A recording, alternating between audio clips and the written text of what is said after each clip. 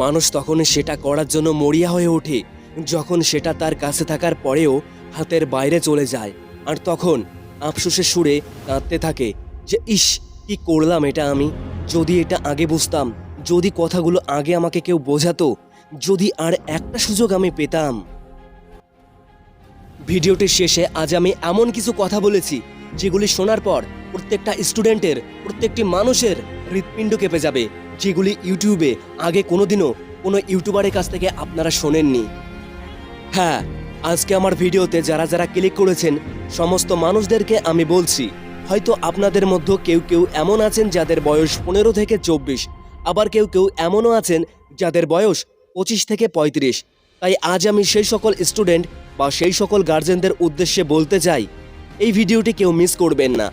অনেক তো comedy video দেখলেন, অনেক তো নিউজ দেখে ফেললেন, অনেক তো গেমিং ভিডিও দেখেছেন। এবার না হয় 5 মিনিট সময় আপনারা আমাকে দিন, বদলে আমি আপনাদের একটি দারুণ জীবন উপহার দেওয়ার চেষ্টা করব। তাই আমি বলছি, গেমকে ভালো না বেসে সন্তানদের হাতে মোবাইল তুলে গেম না খেলতে দিয়ে বরং এই ধরনের ভিডিও দেখাতে অভ্যাস করুন। কারণ মনে রাখবেন, আমরা সকলেই কিন্তু অভ্যাসের গোলাম। আর তখনই মানুষ সেই বাজে অভ্যাসকে ধরে রেখে চোখ বন্ধ করে বেঁচে থাকে যতক্ষণ না তার জ্ঞান ফেরে কিংবা ঘুম ভাঙে। আর যখন জ্ঞান ফেরে তখন সময় আর থাকে না, আর তখনই মানুষ হাই হাই করতে থাকে, তখনই মানুষ কাঁদতে থাকে। ভাবুন তো, 1 মিনিট তো অনেক বেশি সময়ের কথা। যে প্ল্যাটফর্মে পৌঁছানোর 10 সেকেন্ডের মধ্যে ট্রেন ছেড়ে দেয়, তার মনের অবস্থা কেমন থাকে।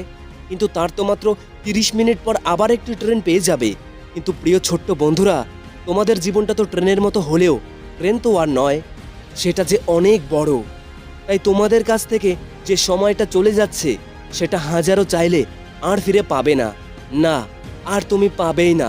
আর তখনই তুমি আফসোসের সুরে কাঁদতে থাকবে, ইস, আর একটা সুযোগ যদি আমি পেতাম, আর একটা সুযোগ যদি পেতাম। হ্যাঁ, তুমি সুযোগ পাবে, তুমি এখনো সুযোগের যোগ্য আছো। জীবন যেমন বারবার সুযোগ দেয় না, তেমনি জীবন হঠাৎ করে সবকিছু কেড়েও নেয় না। তাই আমি বলছি, আল্লু অর্জুনের কবে পুষ্পা 2 বেরোবে সেটার চিন্তা না করে বরং এটার চিন্তা করো, আমি আমার প্রথম চ্যাপ্টারটি কত তাড়াতাড়ি শেষ করতে পারবো। এটা চিন্তা করো না যে কেকেআর বা চেন্নাই সুপার কিং আজ জিততে পারবে কিনা, সুনীল নারিন আজ 5টা 6 মারতে পারবে কিনা, বরং এটা ভাবো আজ তুমি ইতিহাসের কতগুলি প্রশ্ন মুখস্থ করতে পারলে। এটা ভেবো না যে কবে টুর্নামেন্ট শুরু হবে, বরং এটা ভাবো যে অঙ্কের সেই কঠিন চ্যাপ্টারটি কত জলদি তুমি মগজে ঢোকাতে পারবে। ভাই, এগুলো আমার জীবনের থেকে নেওয়া রিয়েলাইজড করা কিছু কথা, যা আপনাকে শুনতেই হবে। যদি এখনো অবধি তোমরা এই ভিডিওটি স্কিপ করে না থাকো, তবে এটা শুনে রাখো, যারা গেম না খেলে, অন্যান্য কমেডি ভিডিও না দেখে, যারা ধৈর্য ধরে এখনো অবধি এই ভিডিওটি দেখতে পারলো, তারা জীবনেও যে বিশাল বড় কিছু করতে পারবে তা নিয়ে কোনো সন্দেহ নেই। মনে রেখো বস, তোমার স্কুলের লাস্ট বেঞ্চের স্টুডেন্টও কিন্তু জীবনের খাতায় নাম লিখিয়ে দেবে, কিন্তু তোমার টাইম পাস করার জন্য ওই হাতের মোবাইলটাও কিন্তু চিরকাল থাকবে না। যেটা থাকবে সেটা হলো টাকা, আর সেই টাকাগুলো রোজগার করে তবেই কিন্তু তোমার সেই টাইম পাস করা জিনিসটা কিনতে হবে। আর সেই টাকাটি পেতে হলে তোমাকে অফুরন্ত পরিশ্রম এবং পড়াশোনা করেই যেতে হবে। আর যদি তুমি কঠোর মেহনত করে পড়াশোনা চালিয়ে যাও, তাহলে একদিন তুমি সেই সফলতা পাবে যার স্বপ্ন আজ তুমি দেখে চলেছো। আর যদি আজ বেঁচে থাকার সময়টাকেও নিয়ে তুমি আড্ডায় মাস্তিতে উড়িয়ে দাও, তাহলে একদিন তোমায় অন্যের গোলামি করে বাঁচতে হবে। অন্যের বেশি কথা শোনা মুখে কিছু পয়সা তোমায় রোজগার করতে হবে, যেটা হয়তো তোমায় বাঁচিয়ে রাখবে ঠিকই, কিন্তু মানসিক শান্তি আর তোমায় দেবে না। তাই আমি বলবো, নিজের পড়ালেখা, নিজের কর্মকে যদি তুমি আজ স্যালুট করো, তাহলে একদিন লোকে তোমায় স্যালুট করবে, নইলে তোমায় অন্যকে স্যালুট করে যেতে হবে। তাই আজ যে সঙ্গদোষে তুমি একটু একটু করে নিজেকে হারাচ্ছ, সেই সঙ্গীরা কিন্তু অনেক উপরে উঠে যাবে, শুধু পড়ে রইবে তোমার নিথর জীবন। তাই আমি আবারও বলবো, যদি এই ভিডিওটি এখনো অবধি আপনি গার্জেন হিসাবে শুনে থাকেন, তবে আপনার সন্তানকে ভিডিওটি দেখান, কথাগুলি নিয়ে শিক্ষা দিন আপনার সন্তানকে। আর যদি কোনো স্টুডেন্ট হয়ে ভিডিওটি দেখে থাকো, তবে এখনও সুযোগ আছে, নিজেকে পরিবর্তন করে ফেলো। জীবন বারবার হয়তো কাঁদাবে, কিন্তু যখন হাসাবে তখন তুমি অত হাসি ধরেও রাখতে পারবে না। তাই জীবনকে ভালোবাসতে শিখুন। বন্ধু যদি বানাতেই হয়, নিজের বইকে বানাও, কারণ দিন শেষে শিক্ষাটাই পড়ে রইবে, কোনো বন্ধু নয়। আজ যারা তোমার বন্ধু, তারা জীবনে সেটেল হয়ে নিজের বউ বাচ্চাকে নিয়ে ব্যস্ত থাকবে, তখন তারা তোমার ফোন রিসিভ করার টাইমও পাবে না। তাই কারোর জন্য না হলে নিজের জন্য করুন, আর যদি সেটাও মনে না হয় তবে নিজের বাবা মায়ের জন্য করুন, আর যদি সেটাও না পারেন তবে জীবনের জন্য করুন। কারণ জীবনকে এমন কিছু একটা দিয়ে যাও যেটা প্রতিটি মানুষ তোমায় মনে রাখবে। হ্যাঁ, নিজেকে এত ব্যস্ত রাখো লেখাপড়ার মধ্যে, আজ যেখানে আছো সেখান থেকে চলে গেলে সবাই যেন তোমায় মিস করতে থাকে, আর যেখানে যাবে সেখানে সবাই যেন তোমার অপেক্ষা করতে থাকে। এটাকেই বলে সাকসেস বা সফলতা। আমার বিশ্বাস যাদের পড়তে মন বসে না তারা এখন পড়তে বাধ্য হবে। যারা বলতো আজ নয় কাল থেকে পড়বো, তারা এখনই বই খোলার জন্য মরিয়া হয়ে উঠবে। যে মানুষগুলোর লেখাপড়া করার আগ্রহ থাকতো না, আমার বিশ্বাস সেই মানুষগুলো এখন লড়াই করবে বই পড়ার জন্য। আমি একটা কথা বলি, জীবনে কখনো বন্ধু হয় না, যেটা হয় সেটা মোহ মায়া, সেটা সীমিত সময়ের জন্য। যে কারণে বন্ধুত্ব তৈরি হবে সেই প্রয়োজন মিটে গেলে বন্ধুরাও পালিয়ে যাবে। জীবনের সবচেয়ে বড় সূচিপত্র হলো একাকিত্ব এবং বই। হ্যাঁ ভাই, এর থেকে বড় মোটিভেশন পৃথিবীতে আর কিছু নাই। কারণ একাকিত্ব কোনোদিনও তোমাকে ছেড়ে যাবে না, কোনোদিনও ধোকা দেবে না। যখন স্কুলে যাবে তখন পাশের বাড়ির বন্ধু না গেলে নিজেরও যেতে ইচ্ছা করে না। না ভাই, এটা ভুল কথা। তুমি একবেলা না খেয়ে থাকলে সে খাইয়ে দিতে আসবে না। যে প্রশ্নগুলোর উত্তর তুমি দিতে পারবে হয়তো সেই উত্তরগুলো সেও দিতে পারবে না। তাই ও স্কুলে যাবে না বলে তুমিও যাবে না, এটা কিন্তু ভুল ধারণা। যে ফাঁকি দেয় পড়াশোনাকে, যে ফাঁকি দেয় স্কুল টিচারকে, সে নিজেই ফাঁকিতে পড়ে। কেননা চার দেওয়ালের স্কুলের টিচারগুলো মাস শেষে মাইনে ঠিক পেয়েই যাবে। শুধু পাবে না, তুমি তোমার হারিয়ে যাওয়া ফাঁকি দেওয়া সময়গুলোকে ফিরে পেতে। তাই কাল নয়, আজ নয়, এই মুহূর্ত থেকেই হাতে তোলো বই, শুরু করো জীবনের লড়াই। যদি লক্ষ্য থাকে 10 মাইল তবে টার্গেট থাকবে 11 মাইল।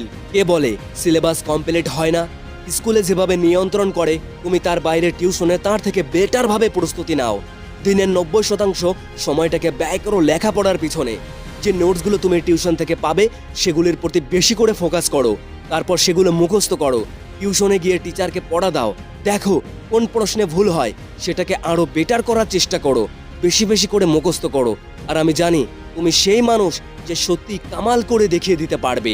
দেখো, ব্যর্থতা মানে যে সব শেষ তা কিন্তু নয়। জীবনে একবার নয় একাধিকবার ব্যর্থতা আসবে। তখন এটা মনে রাখবে, জীবনে সব ঝড় চারিপাশটা এলোমেলো করার জন্য আসে না। কিছু ঝড় তোমার জীবনে আসবে তোমার সামনে চলার পথটাকে পরিষ্কার করে দেওয়ার জন্য। তাই আমি ব্যর্থতাকে ভয় পাই না।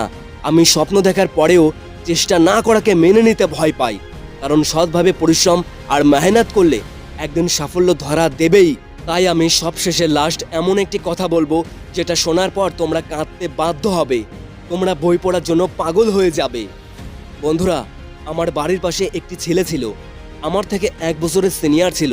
এক বাবার একটাই ছেলে, বেশ ভালো অবস্থা ছিল তাদের। সে দেখতে ছিল একদম কঙ্কালের মতো শুকনো, কিন্তু ছেলেটি ছিল অত্যন্ত হৃদয়বান, একটি ভদ্র ভালো ছেলে। সে আইটিআই করতো কলকাতা গড়িয়াহাটে। আর তার আগের কথা এটা, যখন সে মাধ্যমিক দেয় তখন সে মাধ্যমিক টেস্টে সব সাবজেক্ট মিলে মাত্র 9 পেয়েছিল। কি বন্ধু, হাসি আসছে তাই না? না না, হাসির কথা নয় এটা। সে টেস্টে 9 পেয়েছিল ঠিকই, কিন্তু মাধ্যমিক ফাইনাল এক্সামে সে সেকেন্ড ডিভিশনে 350 পেয়ে পাশ করে। তাহলে ভাবো, একটি মানুষ চাইলে সে কতখানি কামাল করে দেখাতে পারে। কিন্তু ভগবানের পরিহাসে তার কিছুদিনের মধ্যেই সে আত্মহত্যা করে। কারণটা আমি সঠিক জানি না, তবে বিয়ারের সাথে ঘাস মারা ওষুধ খেয়ে গলায় দড়ি দিয়ে ঝুলেছিল। 1 সপ্তাহ আইসিইউতে ভর্তি ছিল। ধীরে ধীরে ওর চোখ দুটো পচে যায়, এমনকি আমি নিজে দাঁড়িয়ে থেকে ওর চিতা জ্বলতে দেখেছি। ভাবো তো কতটা কষ্ট লেগেছিল আমার। কিন্তু ওর দেওয়া সেই ব্যর্থতা থেকে ঘুরে দাঁড়ানোর শিক্ষাটা কেউ কোনোদিনও ভুলতে পারবো না, আমি অন্তত নাই। যে ছেলে কোনো ক্লাসেই রেজাল্টে সির উপর পায় না, এমনকি মাধ্যমিক টেস্টে 9 পায়, সে মাধ্যমিক ফাইনালে কামাল করে দেখিয়ে দেয়। তাহলে তুমি কেন পারবে না? সব পারবে। Everything is possible. মানুষ চাইলে সব কিছুই সম্ভব। একবার তো অন্তত চেষ্টা করে দেখো, একবার অন্তত সব ব্যাড হ্যাবিটসগুলোকে ছুঁড়ে ফেলে দেখো। তো ছোট্ট প্রিয় বন্ধুরা, যদি ভিডিওটি ভালো লাগে তাহলে লাইক, কমেন্ট, শেয়ার এবং সাবস্ক্রাইব করে অবশ্যই বেল আইকনটি দাবিয়ে দিন। আর যদি কোনো প্রশ্ন থাকে অবশ্যই তা করতে পারেন। আর যদি কোনো বিষয়ের উপর ভিডিও বানাতে হয় সেটাও আপনারাই বলে দিন, আমি সেভাবেই সঠিকভাবে সেই বিষয়টার উপর ব্যাখ্যা দিয়ে ভিডিওটি বানাবো। দেখা হচ্ছে পরবর্তী আবার নতুন কোনো এপিসোডে। ততক্ষণ অবধি ভালো থাকবেন, সুস্থ থাকবেন। জয় হিন্দ এবং প্রিয় বাংলাদেশ।